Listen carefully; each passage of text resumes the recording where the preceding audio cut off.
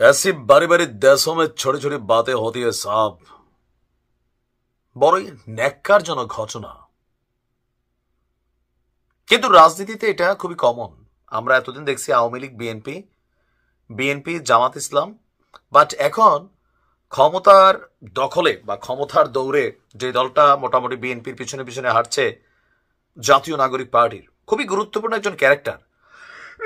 তবে এই ছেলেটার কপাল অনেকটা খারাপ। এর আগেও একবার মাইর খেয়েছে, কিন্তু এইভাবে আমরা দৃশ্য দেখি নাই। আজকে যখন ছবি আসছে তখন বুঝছি আসলে মারছে।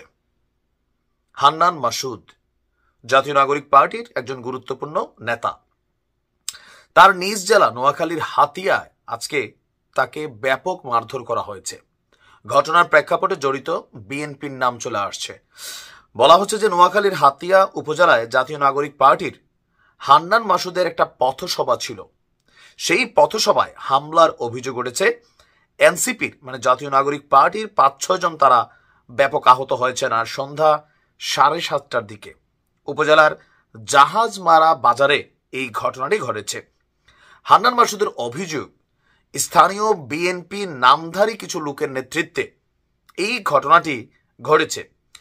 এই ঘটনার প্রতিবাদে এবং দোষীদের আইনের আওতায় আনার দাবিতে রাত ৮:৩০ থেকে জাহাজমারা বাজারে যে রাস্তা আছে সেই রাস্তায় অবস্থান কর্মসূচি পালন করছে এনসিপির কর্মী সমর্থকরা। আর আমি যখন নিউজটা করছি তখনও তারা বসে আছে।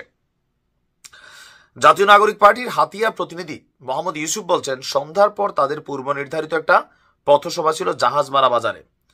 সেখানে হান্নান মাসুদ বক্তব্য দেওয়া শুরু করেন। একসময় বক্তব্যের মাঝখানে ৩০ থেকে ৪০ জনের একটা গ্রুপ এসেই এই পথসভায় হামলা চালায়।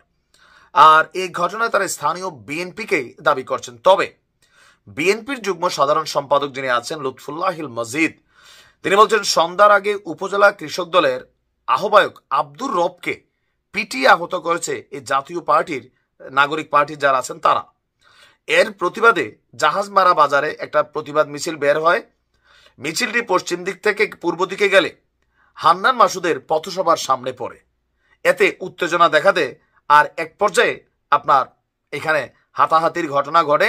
আর হান্নান মাসুদ আগের মতোই হয়তো ভাবছে যে ডক্টর ইউনূস ক্ষমতায় আছে, আমাকে টাচ করার কেউ নাই, আমি কথা বলবো বাকিরা শুনবে। কিন্তু লোকাল পর্যায়ে ঢাকা শহরের দৃশ্যপট আলাদা।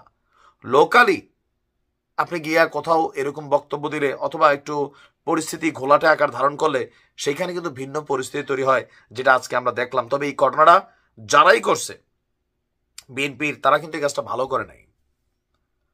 কেন ভালো করে নাই? এই ঘটনাটা নিয়ে বিএনপির অনেক নেতাকর্মী গ্রেপ্তার হবে, এটা নিয়ে রাজনীতি করার সুযোগ হবে। হান্নান মাসুদের কপাল যেমনি ফুলছে একটা গোলা আলুর মতন, ১০০টা নিউজ হবে, সহমর্মিতা পাবে। আওয়ামী লীগের পর বিএনপির রাজনীতিতে যে একটা ধাক্কা লাগছে সেই ধাক্কা আরো বড় হবে। মাথা ঠান্ডা রাখতে হবে। তবে হান্নান মাসুদ সহ জাতীয় নাগরিক পার্টির যারা আছেন তাদেরও বক্তব্য দেওয়ার সময় একটু ব্যালেন্স করে দেওয়া উচিত। আপনার পিছনের যে আইডিয়ালিজম, তাদের পিছনের যে আইডিয়ালিজম অনেকটা পার্থক্য। আপনি যখন জিয়াউর রহমানকে নিয়ে কথা বলেন, আপনি যখন তারেক জিয়াকে নিয়ে কথা বলেন, বেগম খালেদা জিয়াকে নিয়ে কথা বলেন, দল নিয়ে কথা বলেন, প্রত্যেকের শরীরে ব্লাড কিন্তু দৌড়ায়। কতটুকু দৌড়ায় আজকে একটা ট্রেইলার, এটা কিন্তু আরো অনেক দৌড়াবে, মনে রাখেন। নির্বাচন যত আসবে এটা আরো দৌড়াবে। আর ডক্টর ইউনূসের যে সরকার, এটা যখন সরে যাবে এটা 10 গুণ হবে। যারা দোষী তাদেরকে আইনের আওতায় আনার আমরা দাবি জানাচ্ছি। ভালো থাকুন।